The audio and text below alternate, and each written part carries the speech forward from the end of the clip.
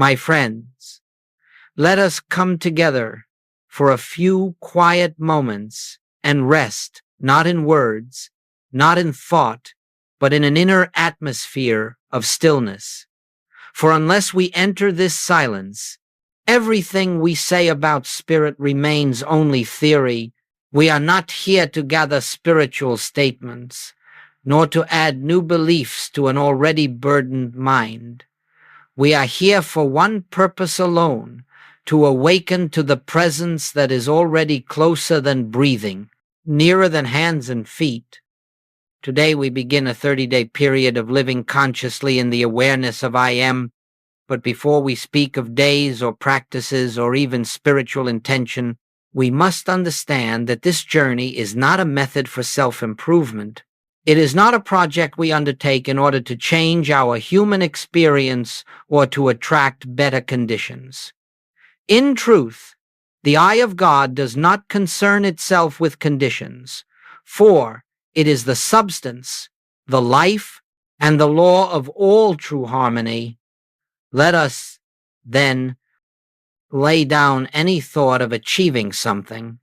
Let us release the subtle desire to become more spiritual, more enlightened, or more capable. For none of these things have anything to do with the infinite way. The I that we seek is not the human ego trying to add divine qualities to itself. The I that we contemplate is the very presence of God, expressing as individual being as we enter this first moment of our 30 days together. Let us realize that nothing needs to be added to our life. The fullness of God is already established within us. Our task is not to get God to come where we are, but to awaken to the truth that God has never been absent. You may notice that the mind wishes to prepare itself to focus, to gather strength for this journey, but the spiritual life does not begin with human effort. It begins with surrender, quiet recognition that the only I present in this room, the only I present in your heart, the only I present in your consciousness, is the I that declared before Abraham was, I am. Not was, not will be, but I am. This I is the focal point of our month of practice. It is not an affirmation to be repeated. It is a presence to be realized. When Jesus used that sacred phrase, he was not speaking of a man. He was revealing the divine identity that functions through all true spiritual activity. And so, when we speak of 30 days of living from the I am, we are not giving the human mind something to claim. We are simply opening ourselves to the awareness of what has eternally been true.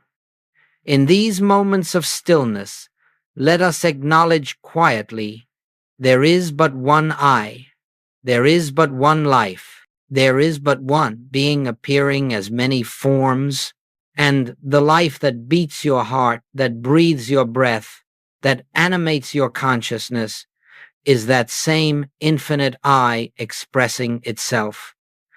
As we begin this exploration, we do so without pushing thought, without directing mind, without attempting to manufacture a spiritual experience. Spiritual realization is never created. It is revealed. It appears when the personal sense of self grows silent enough for the deeper presence to make itself known. So, for this introduction, let us gently relax into the awareness that the I with which we begin these 30 days is not something we will try to understand. It is something we will witness. As the sea rises of its own accord, as the sun illuminates without request, so the I am will reveal itself. When we enter the atmosphere of stillness, there is nothing to strive for, nothing to attain. Simply rest for a moment in the recognition, here I am, Father, open, receptive, without desire, without fear, waiting upon thy voice. This is the beginning of our journey, not a journey toward God, but a journey away from the belief that we have ever been separate. This is not a path of acquisition. It is a path of remembrance. And so, with quiet hearts, we begin. Let us continue now in the same atmosphere of quietness, for unless we remain in this stillness, the mind will always attempt to grasp spiritual truth with its own understanding. And spiritual truth is not something the mind can hold. It is something the spirit within us reveals. When we are receptive and still, we turn our attention to the nature of the I am.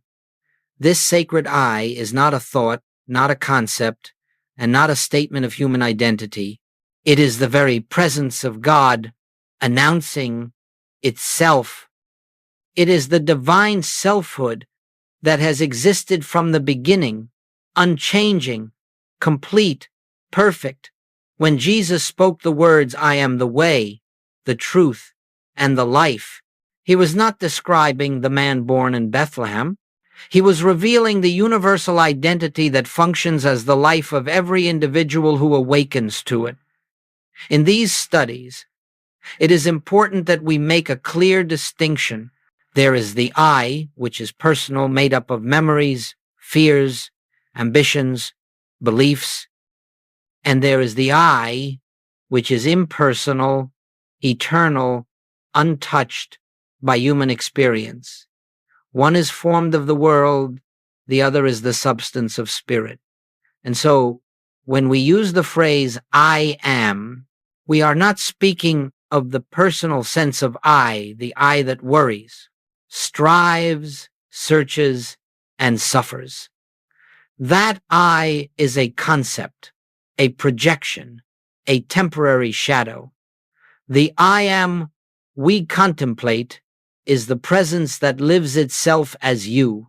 The I am is not made holy by your recognition of it. It is holy because of what it is God expressing as individual being. During these 30 days, you will discover that the moment you try to think the I am, you lose it. The moment you try to use the I am to improve your experience, it slips away. For this I cannot be employed as a tool of the personal mind.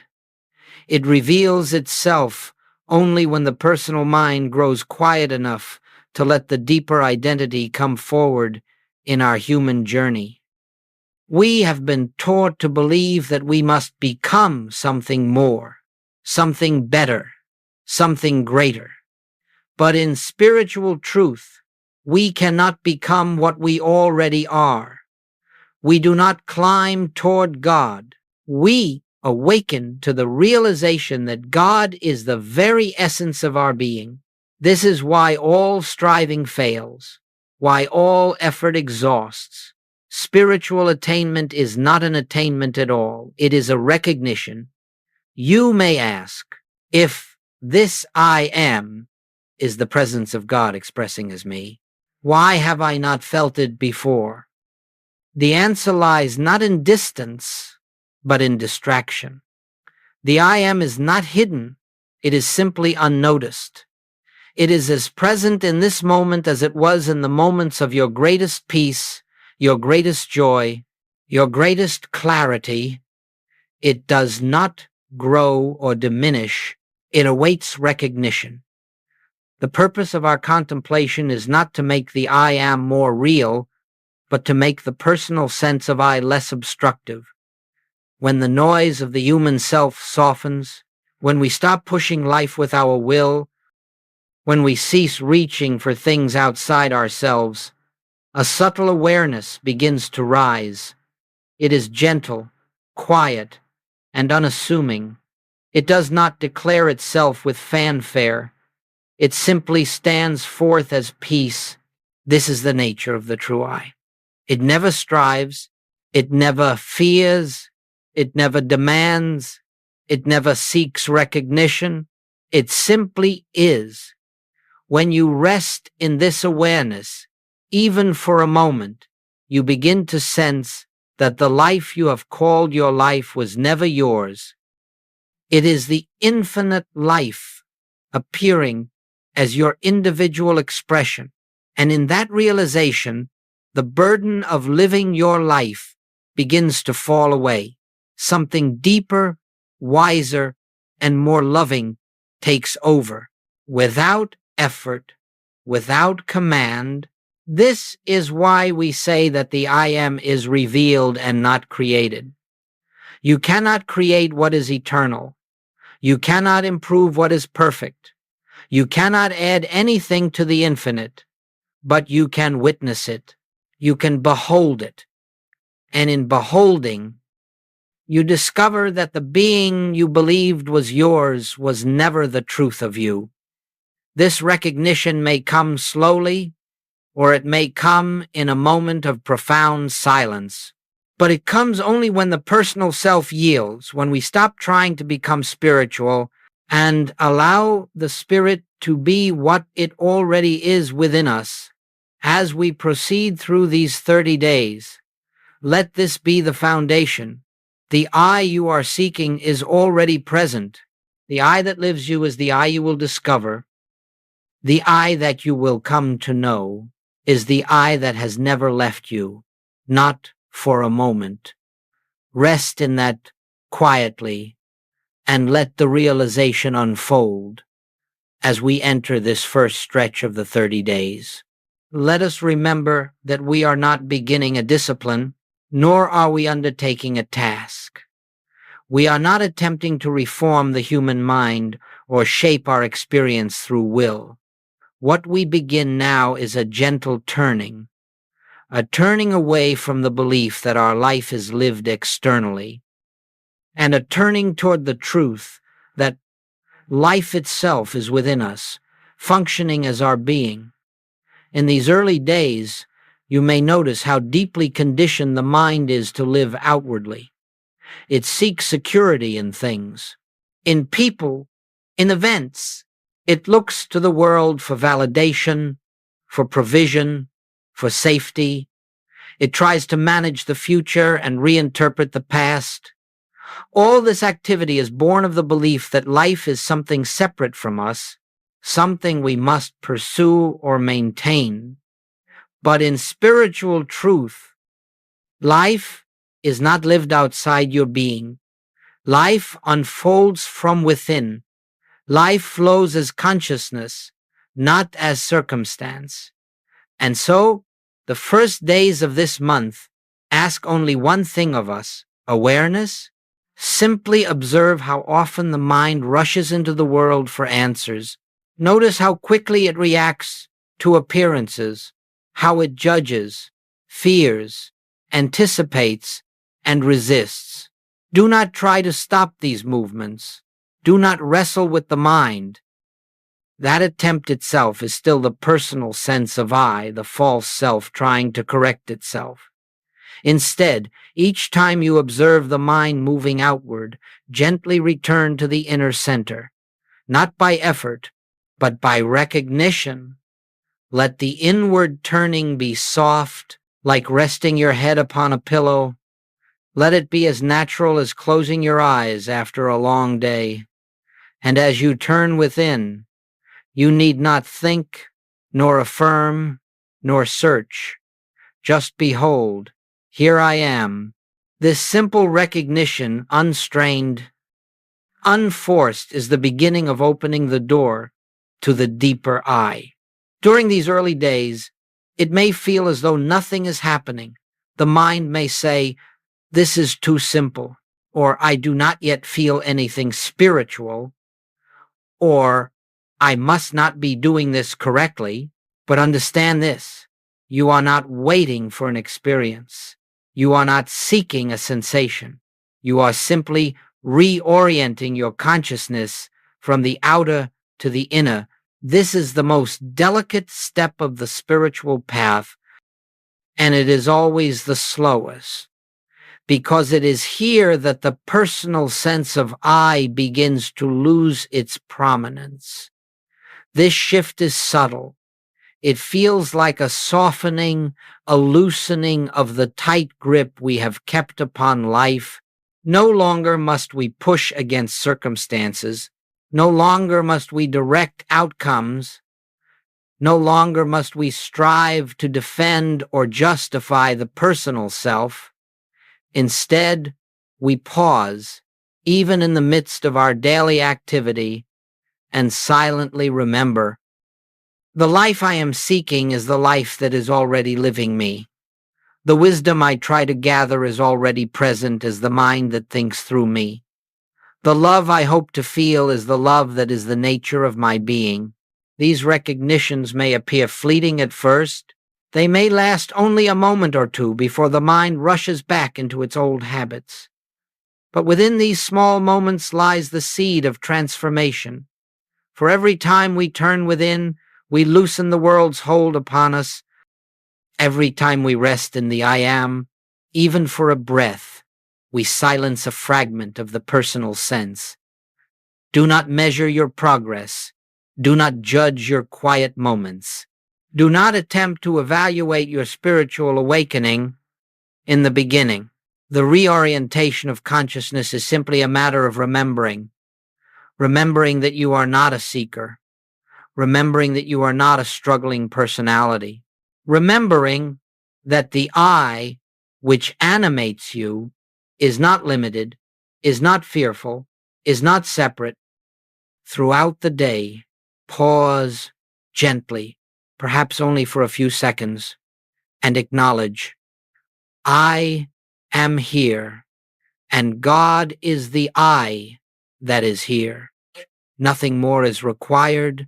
Nothing more is spiritual. As these first days unfold, let this be your simple practice, withdrawing attention from the outer and turning softly toward the inner, not in order to produce anything, but in order to behold what has always been present, the living Christ, the divine I am, shining silently at the center of your being. We begin here, not with effort, but with release. As we move deeper into these 30 days, something subtle begins to occur within our consciousness. The outer turning that occupied the early days gives way to a quieter, more intimate awareness. And with that awareness comes a silence that may, at first, feel unfamiliar, even unsettling. It is not the silence of emptiness. It is the silence of presence. It is the silence that remains when the personal sense of I begins to loosen its grip. For many, this stage feels like standing at the edge of a great stillness, unsure of whether to step into it. The mind, long accustomed to noise and movement, does not readily trust quiet. It wonders, is this enough? Should I not be doing more? Should I not be praying more, thinking more, understanding more? But the spiritual life does not grow through more. It grows through less effort, less interference, less reliance on the personal mind. During these middle days, you may sense a kind of emptiness within, not because something real has been taken from you, but because something unreal is beginning to dissolve. The personal self, the self that has struggled, feared, defended, and sought, begins to lose its authority. Its voice grows softer, its impulses lose strength, and in that quieting, a deeper awareness begins to emerge. This can feel strange because we have lived so long believing that this personal self was our identity. We believed its fears were our fears, its desires were our desires, its struggles were our struggles. But as we rest more frequently in the I am, the unreality of that self becomes more apparent. It begins to fade like a shadow in morning light. Its opinions, once so loud, now seem shallow. Its urgencies no longer command the same obedience. Do not be alarmed by this. Do not be disturbed if you feel as though something is slipping away. Nothing real can be lost. Only the false self, the self made of memory, habit, and conditioning, begins to dissolve. And as it dissolves, there is a sense of being unanchored, as though the ground beneath you has shifted. Yet what is actually occurring is not a falling away, but a rising into truth. At this stage, the silence takes on a new character. It is no longer the silence of effort, of trying to be still.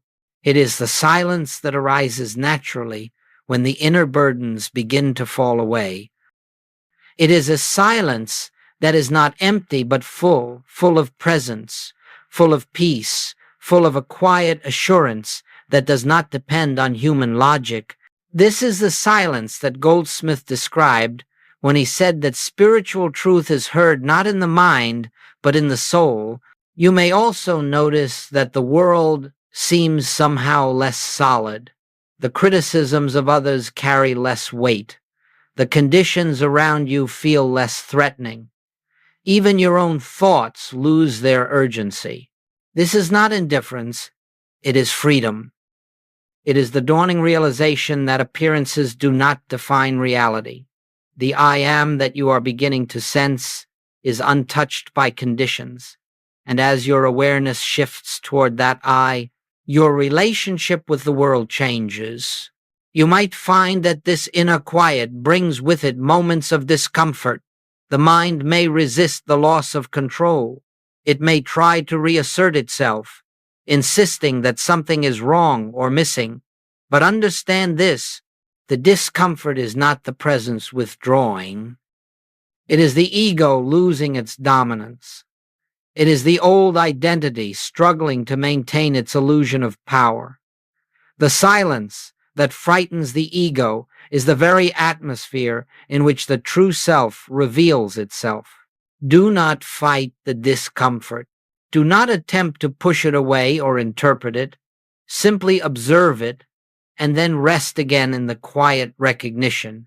I am, not as a mantra, not as a thought, but as a presence that stands behind the mind. I am. This is the anchor that carries you through the dissolving of the old self. I am, the life that does not tremble, the identity that does not change as the days continue. You will notice that this silence begins to feel more like home. What first seemed unsettling becomes comforting. What once felt empty becomes full. And what once seemed like losing yourself becomes the discovery of your true self, not the self you imagined, but the self that is eternal, unchanging, and whole. This is the sacred work of the middle days. Not dramatic, not emotional, not filled with visions or sensations. It is the quiet dismantling of the false sense of self and the gradual emergence of the true identity. This work cannot be hurried. It unfolds in its own rhythm, according to the receptivity of the soul. But every moment you spend dwelling in the I am, even if briefly, nourishes this unfolding. Be patient with yourself, be gentle with the process, and remember that the silence you meet is not a void. It is the presence of God revealing itself as your very being. As we continue through these 30 days, something begins to reveal itself quietly, without fanfare, without outward signs. It does not announce its arrival, yet it becomes unmistakable. After the dissolving of the old self begins, there comes a gentle shift, a shift not brought about by effort, but by the simple grace of resting in the I am. This shift is not dramatic.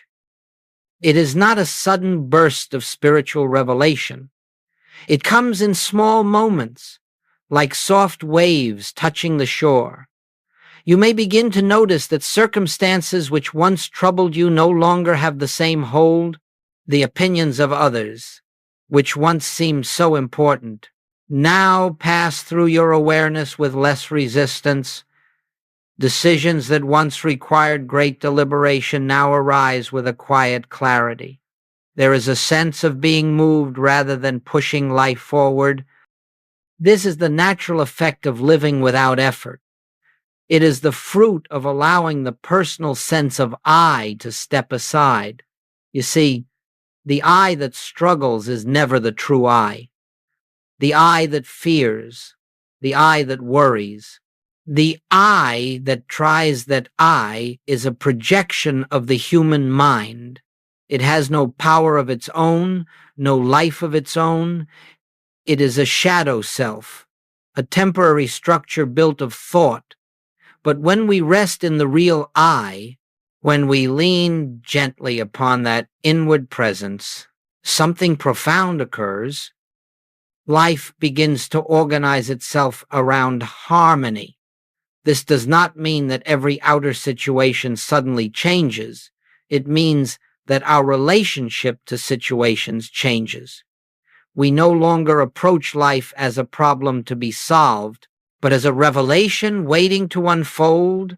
And because we are no longer trying to manage outcomes, the natural order of spirit becomes visible. The movement of grace becomes apparent. Perhaps someone speaks to you harshly, and where once there would have been hurt or reaction, now there is only a quiet spaciousness. Perhaps a problem arises at work, and instead of panic, there is a calm awareness that somehow, beyond your understanding, solutions are already present. Perhaps an old habit of fear begins to arise, and without struggle, it dissolves in the recognition that the I who feared is no longer in charge. These are not signs of personal progress. These are evidences that the personal sense of I is losing its reality. When we stop living through the limited self and begin living from the infinite I, the world around us cannot help but reflect that change, not because we have manipulated the world through thought, but because consciousness is the substance of experience, and when consciousness shifts, experience follows, gently, naturally, without strain. At this point in the 30 days, many discover that prayer has changed. It is no longer a reaching outward. It is not a request for intervention.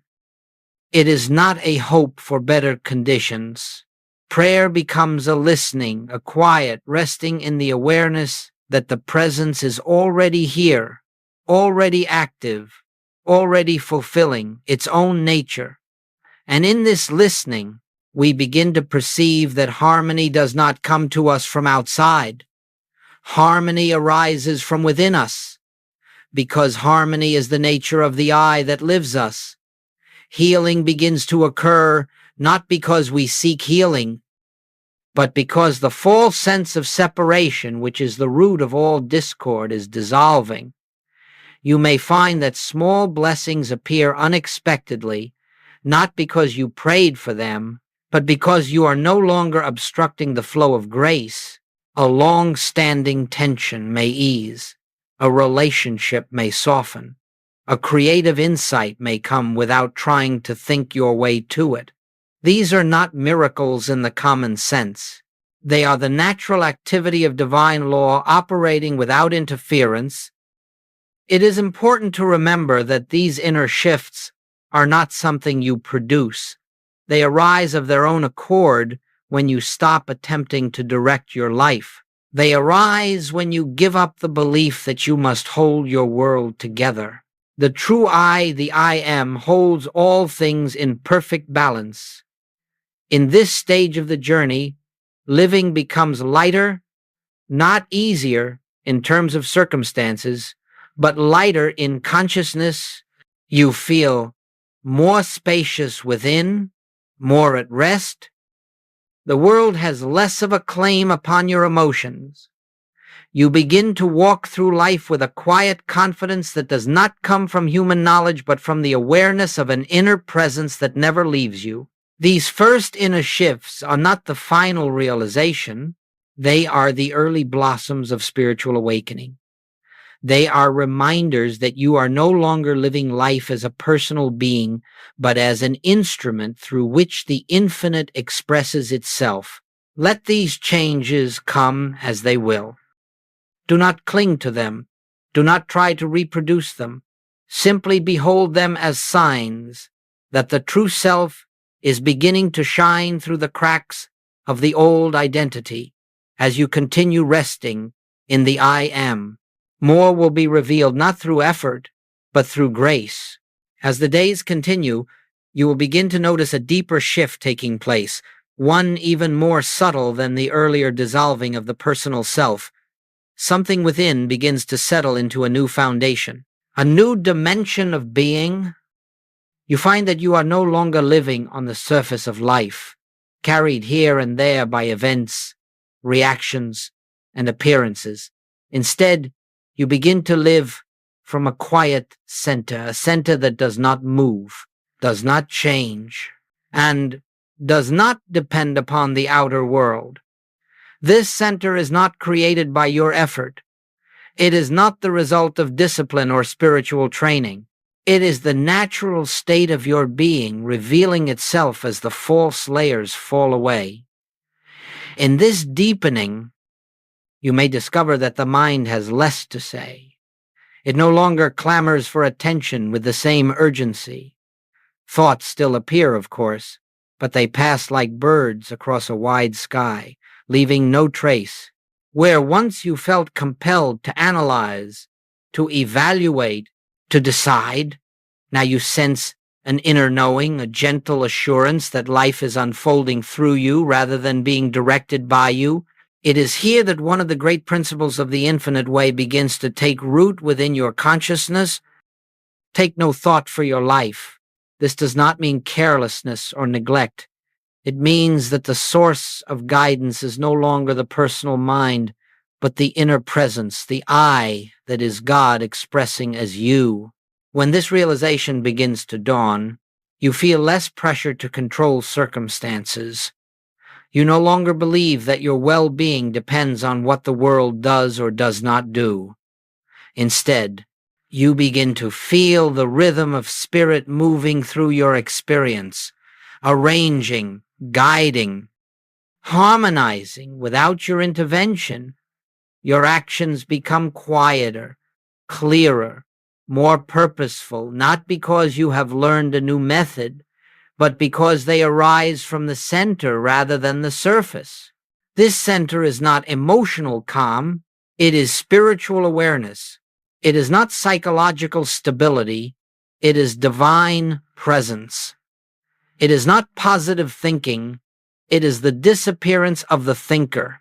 Many people spend their lives reacting to life, reacting to problems, reacting to praise, reacting to fear, reacting to opportunity.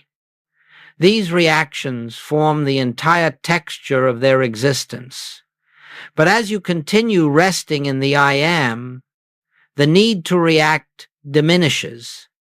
Instead of being pushed and pulled by outer conditions, you become aware of an inner spaciousness from which all true activity flows. This is what Goldsmith meant when he spoke of living from within. He did not mean that we retreat from the world or withdraw from daily responsibilities. He meant that we cease living from the world and begin living from the divine source at the center of our being. In this stage of the 30 days, you may find that your work takes on a new quality, not because the nature of the work has changed, but because you are no longer doing it alone. You may notice a deeper patience in your interactions, not achieved through effort, but arising from the awareness that no one is separate from the one life. You may find that challenges which once felt overwhelming now appear as opportunities for inner listening rather than outer struggle. Every outer activity becomes an inner practice. Every encounter becomes an opportunity to behold the presence. Every moment becomes an invitation to rest again in the gentle realization, the Father within me doeth the works. And in this deepening awareness, you begin to understand something that cannot be fully expressed in words. That life does not flow from you outward, it flows from the center of your being into form. You are not an individual attempting to reach God. You are the place where God shines forth into visibility. Living from this center does not remove human challenges, but it transforms your relationship to them. You no longer meet them as a person trying to overcome them.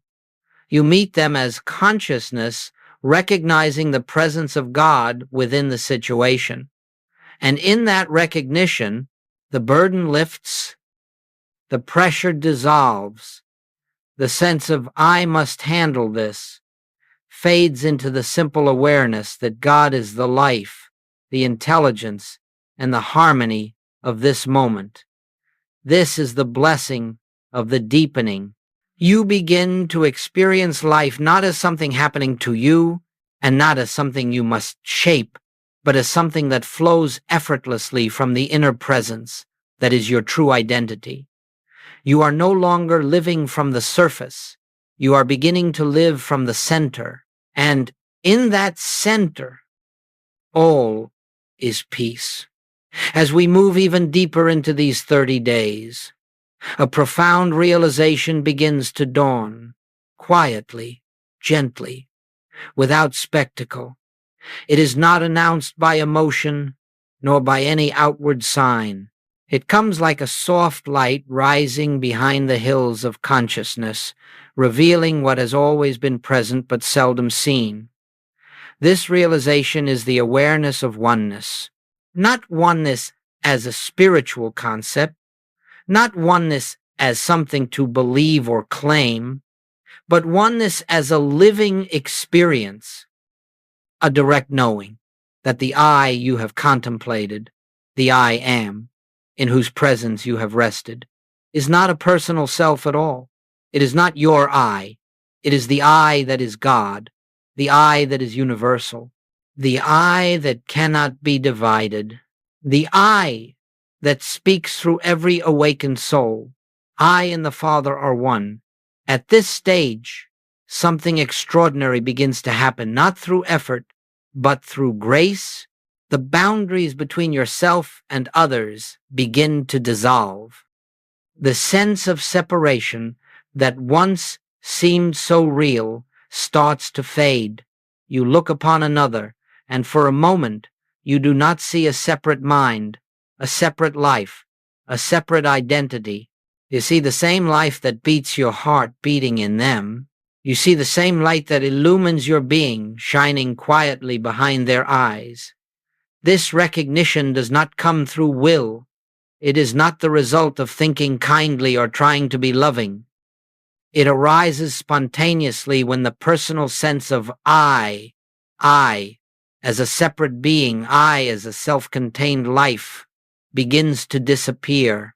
And in the space where that personal I once stood, the divine I shines through. You begin to understand why Goldsmith said that there are not many minds. There is only one mind appearing as many individuals. There is only one life manifesting in infinite forms. There is only one being expressing as all creation. This is not poetry. It is spiritual reality. And once glimpsed, it changes your entire experience of living in this awareness of oneness. You discover that you are not responsible for maintaining your life. You are not separate from the source that sustains you. You are not cut off from the wisdom that guides the universe. The very intelligence that directs the stars directs your steps. The very love that holds the cosmos in balance holds your relationships in truth. The very life that fills all creation fills your breath at this moment. There is only I. The personal I that you once believed yourself to be is found to be an imposter, an echo, a shadow, an illusion created by the mind. But the real I, the divine presence, has been living your life from the beginning. It is the light behind every thought, the love behind every impulse, the peace that waits beneath every fear. When this recognition begins to settle into consciousness, a great gentleness arises. You no longer feel compelled to defend yourself, for there is no separate self to defend. You no longer need to assert yourself, for there is no personal authority to establish. You no longer fear the opinions of others, for you sense that the same I is living them too. And with this gentleness comes compassion, not the compassion that tries to fix, heal, or rescue, but the compassion that sees the divinity behind every appearance, even when that divinity is hidden by fear, pain, or ignorance. You no longer respond to others on the level of personality. You respond from the level of being, from the quiet recognition that the Christ within you is the same Christ within everyone. At times, you may experience a profound sense of peace, peace that has no cause, peace that has no opposite, peace that arises simply because you are resting in the truth. This peace is a sign that the personal self is dissolving and that the divine self is becoming more visible. This is the recognition of oneness. Not two, not many, only one. One life lived through all. One mind thinking through all. One love embracing all. One I appearing as all. In this awareness, fear cannot exist. Lack cannot exist. Conflict cannot exist. For these belong only to the realm of separation, and separation is found to be unreal. As this truth deepens, you begin to understand that spiritual growth is not the evolution of a human being into something higher. It is the unveiling of the divine being that has always been present behind the veil of the personal self. The personal I disappears. The divine I stands revealed. And in that revelation, all is well. As this month of living in the awareness of I Am unfolds, a natural question arises: how do we return to the activities of daily life? How do we work, relate, decide, speak, and act while maintaining an inner realization of oneness? The answer is far simpler than the mind imagines. We do not return to life as we lived it before. We do not take this spiritual awareness and apply it to the outer world. Rather, we come to understand that the outer world is the expression of the inner state of being. And so the daily life itself begins to flow from a new center. During these 30 days, as you have rested in the I Am, something profound has taken place within you. You may not fully recognize it yet, but you have shifted the point from which you live. You have loosened your identification with the personal sense of self and have begun to taste what it means to live from the divine center.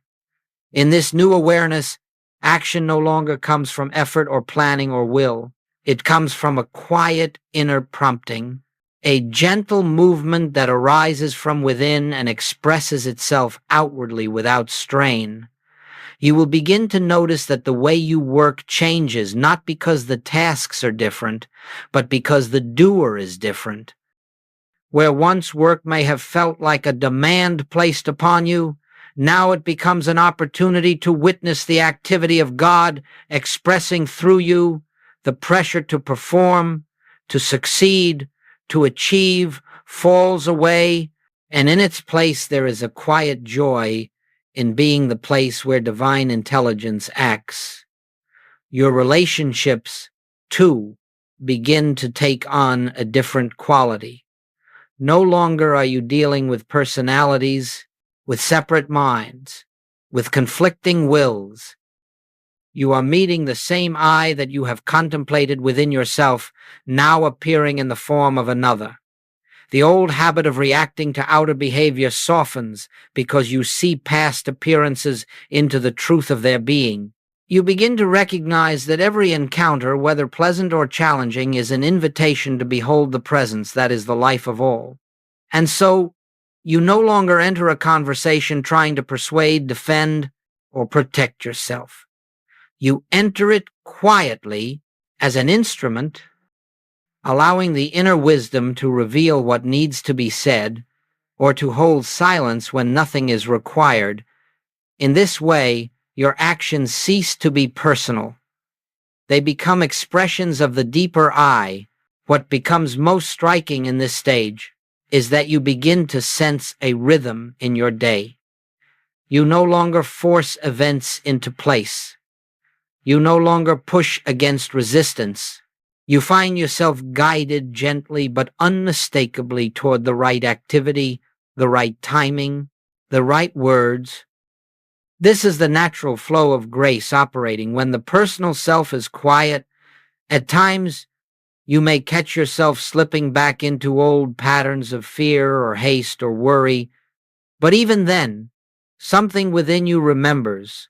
Instead of fighting the fear or trying to correct the mistake, you pause quietly and return to the inner center. A single moment of recognition, I am, is enough to bring you back into alignment with the deeper truth. The return to everyday life is not a return to struggle. It is the beginning of living from a new place. The world may look the same, but you are not the same. You are not living life as a separate self, making decisions, solving problems, and carrying burdens. You are living as an expression of the infinite, letting the inner presence shape the outer experience. In this way, responsibility loses its heaviness. There is a sense that everything necessary for each moment is already present in consciousness. You are no longer the source of anything. You are the outlet through which the source flows. And when you recognize this, the strain of living evaporates. You do not have to know what tomorrow brings. You do not have to prepare for every possibility. You do not have to secure your future. The I that lives you knows, acts, guides, and fulfills its own nature. In this awareness, life becomes simpler, gentler, more harmonious, not because you have changed your circumstances, but because you have changed the place from which you live. You have moved from the surface, where life appears chaotic and uncertain, to the center, where life is revealed as the activity of God. This is what it means to return to everyday life while living in the I am. You no longer live from effort, you live from expression. You no longer act from fear, you act from presence. You no longer strive to make life work, you witness how life works. When the personal sense of I is silent, this is the beginning of true freedom. Not freedom from responsibility, but freedom from false identity. Not freedom from activity, but freedom from the belief that activity originates in you. Allow this awareness to deepen. Allow it to guide you quietly. Allow the inner I to express itself through everything you do. And you will discover that the spiritual life is not separate from daily life. It is the life that lies beneath every moment, waiting to be recognized. And now, my friends, we come to the close of these 30 days, not as an ending, not as the completion of a journey, but as the quiet recognition that the journey itself has never been measured in days. The spiritual life does not unfold according to time. Grace does not follow a calendar. The revelation of the I am does not arise because 30 mornings and evenings have passed. It arises because something within you has grown still enough, receptive enough, open enough for truth to reveal itself. And so, this closing moment is not a conclusion. It is a continuation of the infinite way, which has neither beginning nor end throughout these past weeks. You have touched a deeper dimension of being. You have experienced glimpses, perhaps fleeting, perhaps profound, of a presence that lives you, sustains you, breathes you. You have felt the dissolving of the personal sense of self, the quiet arising of the divine nature, and the recognition of oneness that lifts you above the belief in separation. And although these glimpses may seem small, they are the seeds of eternal truth planted in consciousness. Once planted, they cannot be uprooted. You may not always feel the presence. You may not always rest in the I am. There will be moments where the old fears or habits arise again. But something has changed. Something within you knows the truth, and that knowing, however faint, becomes the guiding light of your path. In the infinite way, we do not strive for unbroken spiritual awareness. We do not condemn ourselves when we forget. We simply return again and again to the quiet recognition that the I which lives us is ever present, ever complete, ever whole. If in the days ahead you find yourself slipping back into the old sense of self, do not struggle to recapture spiritual awareness. Do not attempt to force silence or to recreate any experience you have had during this month. Simply pause for a moment, breathe softly, and acknowledge, I am. This gentle turning is enough. A single moment of recognition reopens the channel through which grace flows. In time, you will discover that this spiritual awareness becomes the background of your entire life. You will act, speak, and live from a deeper center without consciously trying to do so. Your outer experiences will begin to reflect the inner shift. More harmony, more clarity, more peace, not because you have mastered spiritual techniques, but because you are no longer living as a separate self. Living from the I am is not a practice, it is not a discipline, it is the natural state of your being revealed.